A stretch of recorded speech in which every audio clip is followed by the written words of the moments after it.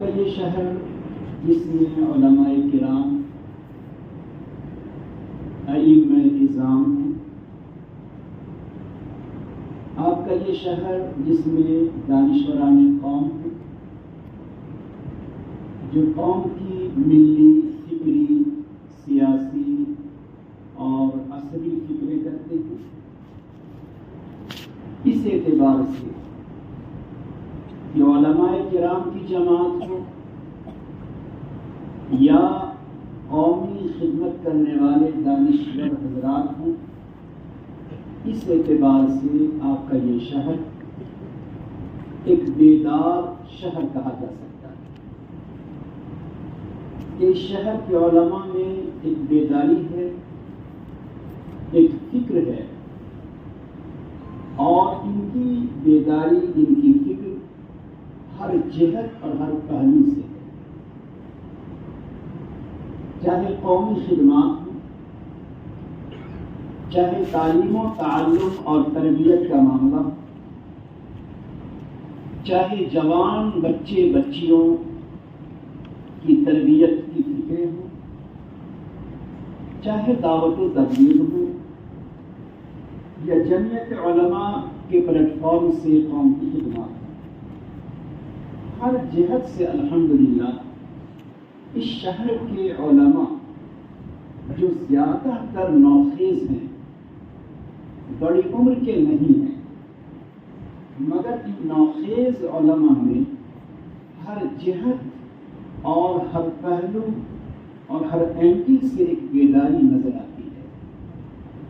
اسی بیداری، اسی فکر کی ایک مثال آج کا یہ اعزازی پروگرام ہے، جس میں اس شہر کے علماء اور حفاظ کا احساس کیا گیا۔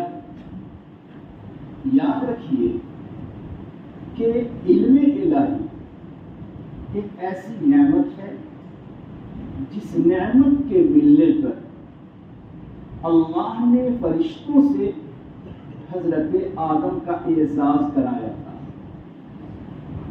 جو سجدہ ہے وہ سجدہ تعظیمی ہے۔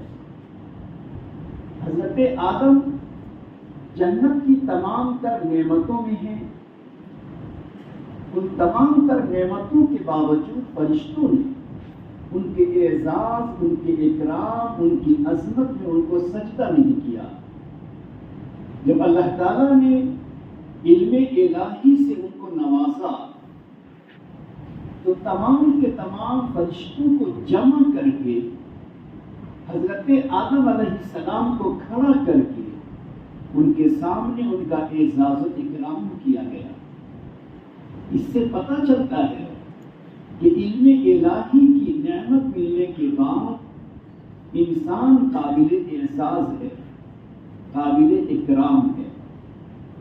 یہ تو ابتدائے جنت کی بات ہے، مگر جب دنیا کی انتہا ہوگی اور تمام کے تمام لوگ محشر میں پہنچیں گے تو وہاں علماء بلکہ حفاظ، ان کے والدین کی تاج پوشی تمام انسانوں کے سامنے کی جائے گی۔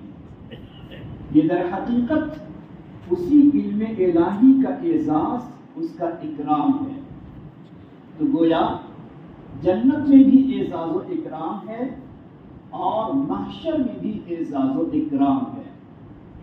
اب یہ اعزاز اور اکرام کی ایک شکل نبی اکرم صلی اللہ علیہ وسلم کی محفل، آپ کی مجلس اور مسجد نبوی میں بھی ایک خاص موقع پر اعزاز و اکرام کی ایک مثال ملتی ہے۔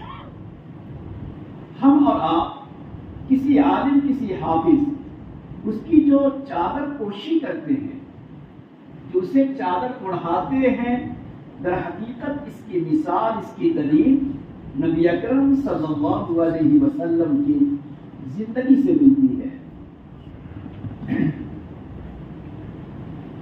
کعب بن زہیر ایک صحابی ہیں، یہ بڑے مشہور شاعر تھے، خاندانی شاعر تھے اور بہت اونچے قسم کے اشعار کہا کرتے تھے۔ جب کعب بن زہیر اور بجیل ابن زہیر دونوں بھائی، ان دونوں کو پتا چلا کہ مدینہ پاک میں کوئی نبی ظاہر ہوئے ہیں اور نبوت کا دعویٰ کرتے ہیں اور توحید کا دعویٰ کرتے ہیں، تو چلو جا کر دیکھیں کہ ان کا کلام کیسا ہے، کیونکہ خود وہ خاندانی بڑے شاعر تھے۔ بلکہ بعض لوگوں نے لکھا کہ زمانے جاہلیت میں جن لوگوں کے اشعار خانہ کعبہ پہ لٹکائے جاتے تھے انہی میں سے ایک کعب ابن زہیر بھی ہے۔ اندازہ لگائیے کہ زمانے جاہلیت میں بڑے بڑے شعراء ہوتے تھے، اور مینا کی وادی میں حج کے موقع پر جب سارے عرب کے لوگ جمع ہوتے تھے تو وہاں ایک مشاعرہ ہوتا تھا۔ اس مشاعرے میں جس کے اشعار سب سے زیادہ پسند کیے جاتے تھے اس کے اشعار خانہ کعبہ کی دیوار پر لٹکائے جاتے تھے، انہی میں سے ایک کعب ابن زہیر بھی ہیں۔ تو چونکہ سلاست، فصاحت، بلاغت، کلام کی عمدگی، کلام کی مٹھاس و شیرینی بہت زیادہ تھی، تو اس نے کعب ابن زہیر نے اپنے بھائی سے کہا کہ ذرا مدینہ پاک چلیں اور وہاں چل کر دیکھیں کہ ان کا کلام کیسا ہے، کیا جادوگر ہیں یا ساحر ہیں یا کیا ہیں، چل کے ذرا دیکھیں۔ مدینہ سے تھوڑے فاصلے پر دونوں بھائی رک گئے اور بجیل ابن زہیر سے کہا کہ تم جاؤ، پہلے تم جا کر مدینے کا جائزہ لے کر آؤ، میں یہیں ٹھہرتا ہوں۔ جب یہ بجیل ابن زہیر مدینہ پاک پہنچے اور وہاں کے نورانی محفل کو دیکھا، پیارے نبی صلی اللہ علیہ وسلم کی زبان رسالت سے قرآن کریم کی عمدہ تلاوت سنی، آپ کی زبان کی سلاست، فصاحت، بلاغت، جامعیت، جب اس کو سنا تو وہ فوراً مسلمان ہو گئے، فوراً یہ آئے تھے دیکھنے کے لیے، جائزہ لینے کے لیے۔ بھائی وہاں انتظار میں ہے کہ وہ کیا وہاں سے لے کر آتے ہیں، یہ تو آئے تھے یہیں کے گرویدہ ہو گئے اور یہی بیٹھ گئے۔ وہ بھائی کعب ابن زہیر انتظار میں ہے، کسی جانے والے نے بتا دیا کہ بھائی تیرے جو بھائی ہیں وہ تو گئے تو وہیں پیارے نبی کے پروانہ بن گئے، ایمان میں داخل ہو گئے، اب اس کو یہاں آنے کا جی نہیں چاہتا۔ تو کعب ابن زہیر کو بڑا طیش آیا، بہت غصہ آیا، اور اس غصے کے عالم میں اس نے جو اشعار کہے، ان اشعار میں ہجو، ان اشعار میں مذمت، ان اشعار میں انسلٹ کی انتہا کر دی، اور ایسی انتہا کر دی کہ جس میں نبی علیہ السلام کی شان کے بارے میں اور ابوبکر صدیق رضی اللہ تعالیٰ عنہ کے بارے میں، یعنی خطرناک قسم کے آخری درجے کے مذمت کے الفاظ اس نے دشمنی میں کہا۔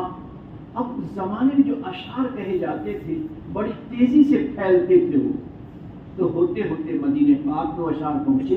نبی علیہ السلام کو بہت افسوس ہوا، بڑا رنج ہوا، بہت غم ہوا، کیونکہ دلوں کو زخمی کرنے والا اور دلوں پر گویا نیزے لگانے والا ایسے اشعار اس نے اپنے بھائی کے ایمان لانے پر اس نے کہا۔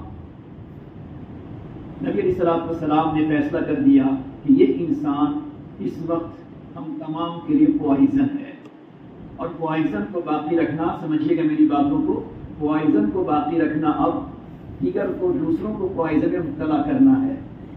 یہ جب فیصلہ ہو گیا تو اس کے بعد اس کے بھائی جو وہاں بیٹھے تھے، بھائی نے اس کو فوراً ایک چھوٹا سا لیٹر لکھا اور یہ کہا کہ اب تمہارا معاملہ بڑے خطرناک مرحلے تک آ چکا ہے، تم نے حد درجے کی مذمت کی ہے، لہٰذا ایک ہی راستہ ہے کہ تم اب آ جاؤ ایمان میں، اسلام کے دامن میں، اور پیارے نبی کے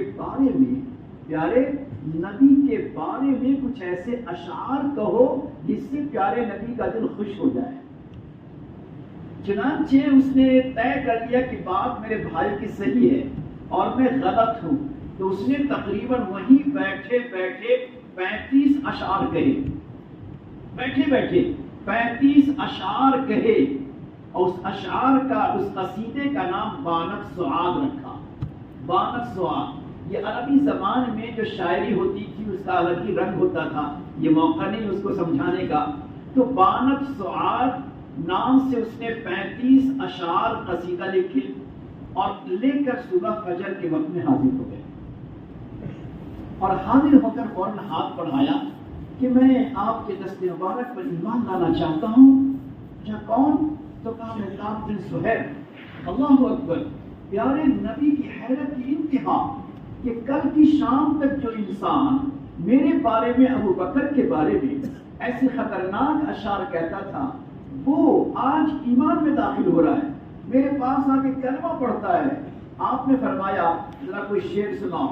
بس اس نے جو شعر سنایا، نبی علیہ الصلوۃ والسلام کا چہرے انور 14ویں رات کے چاند کی طرح چمک اٹھا. اس نے کہا ان الرسول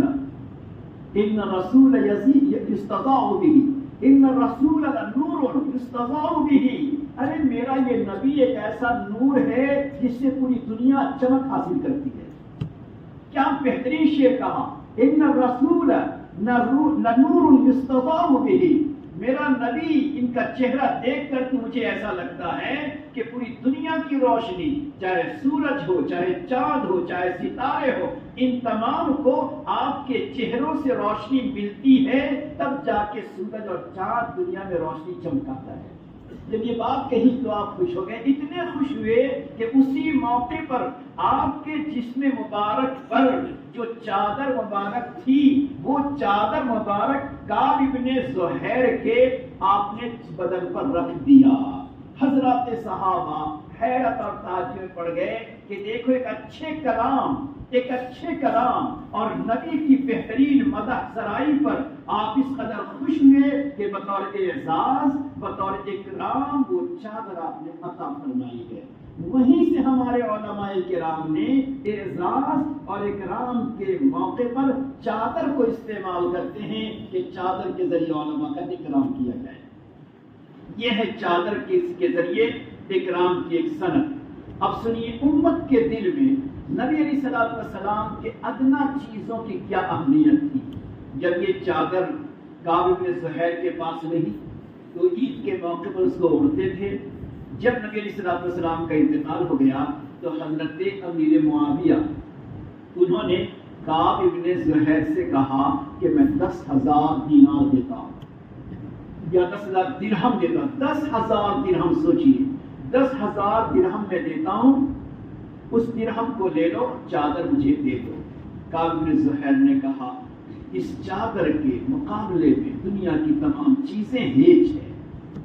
مگر ان کے انتقال کے بعد، کعب بن زہیر کے انتقال کے بعد خاندان بنی امیہ میں حضرت امیر معاویہ نے 40,000 درہم میں خریدی. وہ چادر 40,000 درہم میں خریدی جو چادر بطور اعزاز کے پیارے نبی نے عطا فرمائی تھی. پھر اس چادر کی عظمت دیکھیں. اس چادر کی عظمت یہ تھی کہ تقریباً 90 سال بنو امیہ کی حکومت رہی. بنو امیہ نے 90 سال میں جو بھی بادشاہ بنتا عید کے دن وہی چادر اوڑھ کے نماز کے لیے آتا، اور بادشاہ گزر جاتا تو نئے بادشاہ کا جو انتخاب ہوتا، اس کے انتخاب کے موقع پہ دربار لگتا. اس دربار میں اس نئے بادشاہ کا اعزاز اسی چادر کے ذریعے کیا جاتا تھا. خاندان بنو امیہ کے بعد جب خاندان بنو عباسیہ کا سلسلہ شروع ہوا اور تقریباً 7ویں صدی تک وہ چادر محفوظ رہی اور بادشاہوں کے خزانے میں رہی. جب تاتاریوں کا زمانہ آیا اور تاتاری نے لوٹ مار کیا تو تاتاری بھی اس چادر کو لے کر چلے گئے. اس کے بعد وہ برکت دنیا سے ناپید ہو گئی. یہ میں نے آپ کو تاریخ بتائی ہے کعب بن زہیر کی کہ جہاں سے اعزاز اکرام کے موقع پر یہ چادر اڑھانے کا سلسلہ شروع کیا گیا. اب یہ جو اعزاز ہوتا ہے، یہ جو اکرام ہوتا ہے، اس کا 2 مقصد ہے.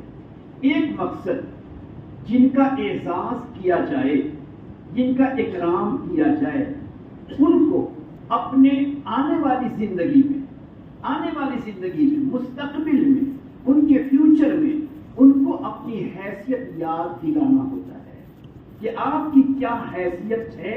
اس حیثیت کو آپ فیوچر میں مستقبل میں ذرا باقی رکھنا، اور جس علم کی بنیاد پر آپ کو یہ مقام و مرتبہ قوم کے سامنے دیا گیا ہے، اس علم میں اضافہ کرتے رہنا. اپنے کثرت مطالعہ، علمی اشتغال، علمی انہماک، عملی اخلاقی زندگی میں اضافہ کے ذریعے اپنی حیثیت کو ذرا تم بلند کرتے رہنا. جو عالم، جو حافظ و عالم ہونے کے بعد اگر وہ اپنی اس حیثیت کو ذہن میں مستحضر رکھتا ہے اور پھر اس کے مطابق زندگی گزارنے کا ایک عہد و پیمان کر لیتا ہے، تو اللہ فرماتے ہیں وَجَعَلْنَا مِنْهُمْ أَئِمَّةً يَهْدُونَ بِأَمْرِنَا لَمَّا صَبَرُوا، جبکہ انہوں نے صبر کیا. صبر کا لفظ بڑا وسیع ہے.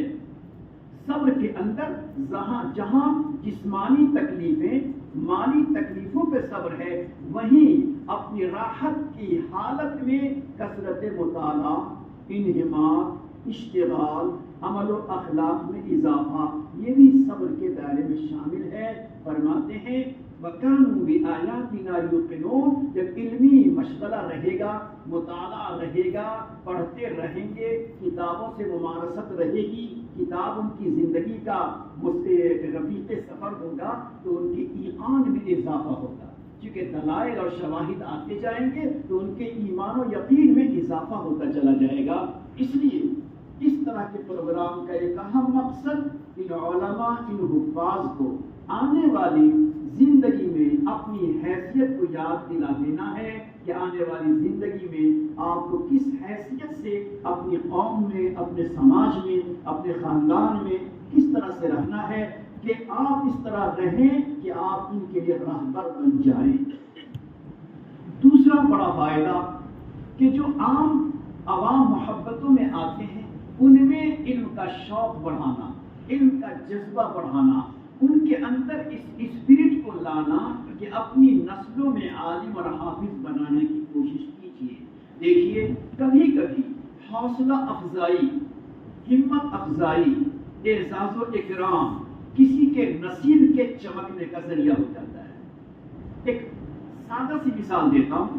ہمارے اسی گجرات کا بادشاہ جو 15ویں صدی عیسوی میں گزرا ہے، 15ویں صدی عیسوی میں گزرا، محمود بیگڑا مشہور ہے، جو پاوا گڑھ اور جونا گڑھ کے علاقے کو جس نے فتح کیا اور پھر اس پورے علاقے پر اس کی حکمرانی بہت لمبے عرصے تک رہی. اللہ رب العزت نے محمود بیگڑا کو ایک بہت زیادہ قوت فہم، قوت بصیرت، دانشمندی اور حکمت اور دانائی سے اللہ نے نوازا تھا.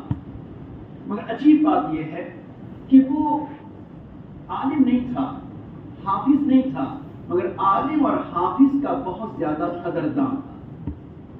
ہر رمضان میں احمد آباد میں وہ اپنی مسجد میں شہر کے بہترین حافظوں کو بلاتا اور بہترین حافظوں کو بلا کر تراویح پڑھواتا. 27 کی شب کو پورے شہر کے بڑے بڑے علماء، مشائخ، اکابر کو بلاتا اور ان سے بیان کراتا اور پھر دعا ہوتی. یہ اس کا معمول تھا. علماء کرام کی عزت کرتا. تو ایک مرتبہ کسی شیخ وقت نے بیان کرتے ہوئے ایک عجیب علمی بات کہی کہ یہ عام انسان جانتے ہیں کہ ہر حافظ کو اللہ محشر میں یہ نعمت عطا فرمائیں گے کہ اس حافظ کی سفارش پر خاندان کے 10 ایسے لوگوں کی نجات ہوگی جن کے لیے جہنم واجب ہو چکی ہے.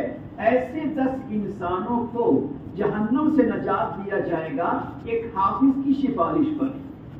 شیخ وقت نے کہا کہ یہ اللہ کا جو وعدہ ہے یہ وعدہ عدل ہے.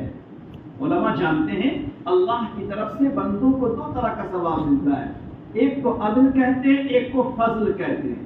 عدل تو ہوتا ہے ناپا جوکھا، اتنا پر اتنا، اتنا پر اتنا، اور فضل یہ ہے کہ اللہ اپنی شان کے مطابق جتنا دے دے، یہ فضل ہے. تو اس شیخ وقت نے کہا کہ اللہ نے یہ تو وعدہ فرمایا ہے، عدل ہے کہ ایک حافظ 10 جہنمیوں کو نجات دلائے گا، یہ وعدہ ہے عدل کا۔ لیکن اللہ اگر اس ایک حافظ کی بنا پر فضل کرنے پر آئے گا، فضل کرنے پر آئے گا تو 10 نہیں 10 نسلوں کو بھی معاف کر سکتا ہے۔ جب یہ کہا کہ 10 نسلوں کو معاف کر دے گا تو محمود بیگڑا اس کی آنکھوں سے آنسو آنے لگے، داڑھی تر ہو گئی، سارا مجمع سناٹے میں آ گیا۔ اس فضیلت اور حافظ کے اس اکرام کو سن کر ایک دم سے وہ ہچکی لینے لگا۔ تھوڑی دیر کے بعد دعا ہوئی، بات ختم ہوئی، سب چلے گئے۔ اس میں اس کا ایک جوان بیٹا بیٹھا ہوا تھا جو بڑودا کے علاقے کو سنبھالتا تھا۔ تو جوان بیٹا بیٹھا تھا، باپ کے آنسو کو اس نے دیکھا کہ باپ ہچکی لے کے مر رہا ہے، رو رہا ہے۔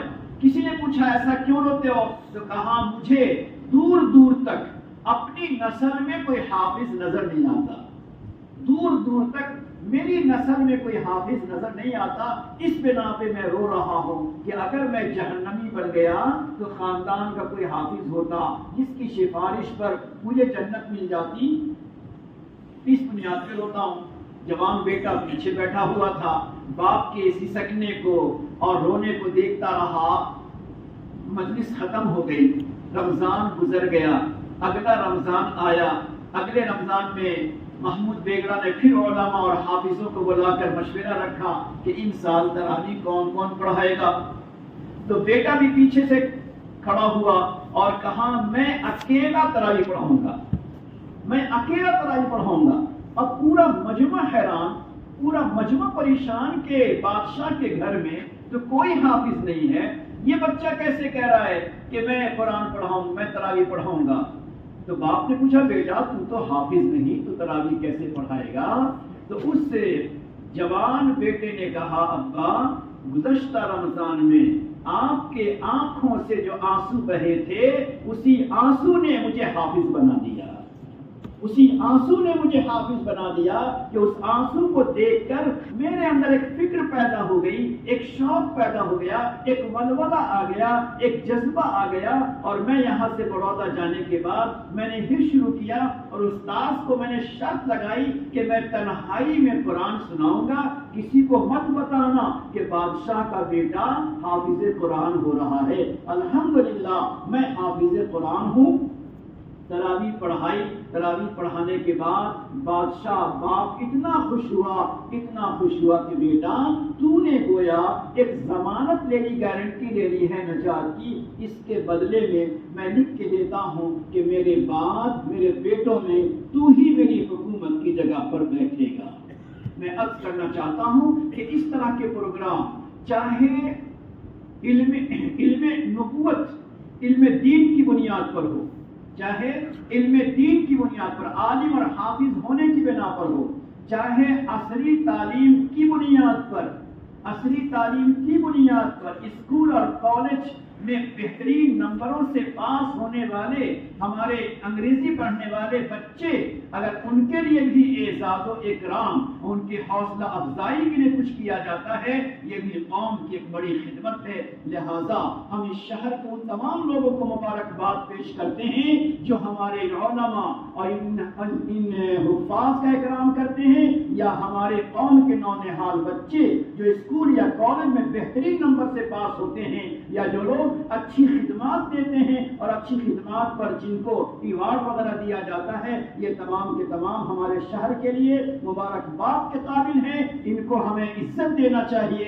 سراہنا چاہیے، ان کے کام کو ہمیں اپنا کام سمجھنا چاہیے، تاکہ ہو سکتا ہے آج ہم اس شہر کے 3 نظر آتے ہیں، ایک وقت آئے گا کہ انشاءاللہ 30 بھی ہمیں نظر آئیں گے۔ اللہ تعالیٰ اس طرح کے اکرام کو قبول فرمائے۔ بس آخری ایک دو بات مجھے عرض کرنی ہے اس اعزاز و اکرام کے طور پر کہ اللہ رب العزت جس طرح علم کی بنیاد پر اور جس طرح حفظ کی بنیاد پر اعزاز اکرام کرتے ہیں، اسی طرح اللہ تعالیٰ محشر کے میدان میں عمل کی بنیاد پر بھی اعزاز و اکرام کرتے ہیں، کر کے عرش کے سائے میں ان کو جگہ دینا۔ ادھر حقیقت سارے محشر کے لوگوں کے درمیان ان کا ایک خاص اعزاز و اکرام ہوگا۔ رمضان کا مبارک مہینہ آ رہا ہے. اس رمضان کے مبارک مہینے کو ہم اور آپ اپنے اعزاز و اکرام کا ذریعہ بنائیں. اس طرح کے رمضان میں کوشش کریں مسجدوں میں جلدی آئیں, اپنے فارغ وقتوں کو مسجد میں گزاریں. دیکھو میرے ساتھیوں, میرے بھائی, آج کل آپ دنیا میں دیکھ رہے ہیں کہ پوری دنیا کس رخ پہ جا رہی ہے, پوری دنیا کی سوچ کیا ہو رہی ہے, پوری دنیا کس رخ پہ جا رہی ہے, پوری دنیا کی سوچ کیا ہو رہی ہے, زمین و آسمان کے درمیان کیا ہو رہا ہے. ٹھیک ہے, جو کچھ ہو رہا ہے وہ اللہ کی طرف سے ہے. تو کیا ایسے ماحول میں, ایسے وقتوں میں ہم ایمان والوں کا یہ تقاضا نہیں ہے کہ ہم دین سے جڑیں, دینی جگہوں سے جڑیں, دینی تعلیم گاہوں سے جڑیں اور اپنے وقت کو جہاں تک ہو سکے اللہ کے گھر میں گزاریں.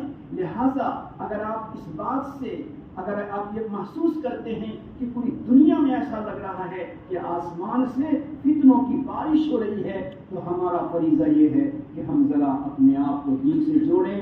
آنے والے رمضان میں تمام جوان جتنے بیٹھے ہو, دل میں ایک پکا ارادہ کر لو کہ انشاءاللہ اس رمضان کو ہمیں رمضان میں خدا کے گھر کو بھر دینا ہے. جس مسجد کے ہوں, جس مسجد کے مصلی ہوں, جس جگہ ہوں, وہاں بھر جائیے, وہاں تفسیر ہوتی ہو اس پہ بیٹھیے. دعوت و تبلیغ کے مبارک کام بھی اصولوں سے ہوتے ہیں, اس میں اپنے آپ کو شریک کر لیجیے. رمضان کے اندر تو ہر نیکی کا ثواب بڑھ جاتا ہے. گشت میں جاؤ تو اس کا ثواب بڑھے گا, تعلیم میں بیٹھو تو اس کا ثواب بیٹھے گا, ساتھیوں کے ساتھ شب گزاری کرو تو اس کا ثواب ملے گا, علماء کرام کی تفسیر میں بیٹھو تو اس کا ثواب ملے گا, تسبیح پڑھو کہ تلاوت کرو تو اس کا ثواب ملے گا. اس دور میں ہمیں جو نیکیاں کرنی ہے اور دعائیں کرنی ہیں, وہ نیکیاں اور دعائیں صرف اپنے آپ کے لیے نہیں کرنی ہے, بلکہ پوری امت کی حفاظت کے لیے, پوری امت کے دین و ایمان کی حفاظت کے لیے وہ ساری دعائیں کرنی ہیں. اللہ تعالیٰ ہمیں آپ کو ان باتوں پر عمل کرنے کی توفیق عطا فرمائے. اور ان علماء جن کے والدین نے بڑے مجاہدے, بڑی کوششوں سے ان کو علماء بنایا, اللہ ان کے گھر والوں کو بہترین بدلہ عطا فرمائے اور ہمارے اندر یہ شوق, یہ جذبہ عطا فرمائے کہ یہ شوق و جذبات کی بنا پر علماء حفاظ کی تعداد بڑھتی چلی جائے. ورنہ علم سے رشتہ اگر ہمارا ٹوٹ جائے گا تو ظاہر ہے کہ پھر ہم کہیں کہ نہیں رہ جائیں گے. یہ گزارش ہے کہ علم کا جذبہ بڑھائیے, اور دوسری گزارش رمضان شریف کو ذرا بہتر بنا لیجیے. آپ بھی بہت زیادہ دنیا کے حالات کو دیکھتے ہیں, میں بھی ادھر ادھر جاتا آتا رہتا ہوں. دنیا کے حالات کو دیکھ کر اس وقت یہی ہے کہ ہم اللہ کے دین سے چمٹ جائیں, اللہ کے گھر سے چمٹ جائیں. یہی ہمارے لیے نجات کا راستہ ہے. اللهم لك الحمد كما ينبغي لجلال وجهك وعظيم سلطانك. اللهم صل على سيدنا محمد وعلى آل سيدنا محمد وبارك وسلم. جزا الله عنا محمدا صلى الله عليه وسلم ما هو أهله. اللهم صل على سيدنا محمد صلاة تنجينا بها من جميع الأهوال والآفات, وتقضي لنا بها جميع الحاجات, وتطهرنا بها من جميع السيئات, وترفعنا بها عندك أعلى الدرجات, وتبلغنا بها أقصى الغايات من جميع الخيرات في الحياة وبعد الممات, إنك على كل شيء قدير. اللهم وفقنا لما تحب وترضى, واجعل آخرتنا خيرا من الأولى. اللهم إني أسألك علما نافعا وعملا متقبلا ورزقا طيبا حلالا واسعا. اللهم إني أعوذ بك من علم لا ينفع, من قلب لا يخشى, من نفس لا تشبع, من دعاء لا يستجاب له. اے اللہ, اس ہونے والے پروگرام کو ہمارے پورے قوم, ہمارے سماج کے لیے علم کے پڑھنے پڑھانے کے جذبہ بڑھنے کا ذریعہ بنا دے. اے اللہ, ہماری قوم سے جہالت کو دور کر کے, بے فکری کو دور کر کے علم کا شوق عطا فرما دے.